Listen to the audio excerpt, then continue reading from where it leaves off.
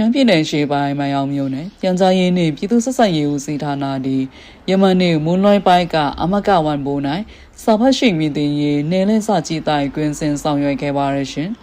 ဦးစွာမြို့နယ်ဦးစီးမှုဦးဆိုင်အောင်စောလင်းက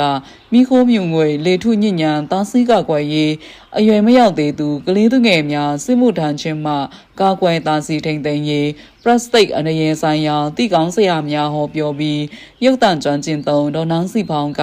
မူရစ်ဇေဝါနှင့်လူကုန်ကူးမှုအနေရဆိုင်ရာတိကောင်းဆရာများကိုဟောပြောခဲ့ပါရရှင်အဲ့ဒီနောက်စာကြည့်တိုင်လက်ထောက်သုံးဒေါ်ဝေဝေခိုင်ကကလေးအလုတ်သမားပပျောက်ရေးတဘာဝပတ်ဝန်းကျင်ထိန်သိမ်းရေးအကြောင်းအငယ်တန်းစီဦးထုမြင့်လိုက်ကရင်စည်းကလန်စီကအကြောင်းမတန်ဆွမ်းသူများနှင့်ပတ်သက်၍တိကောင်းဆရာများကိုဟောပြောပြီးတိပညာပေးနယံကစာဆောင်ပြပွဲဓာတ်ပုံပြပွဲနှင့်စာအုပ်စာဆောင်ပြပွဲများခင်းကျင်းပြသခဲ့ပါရရှင်ကျွန်မကတော့နောင်စီဖောင်းပါရှင်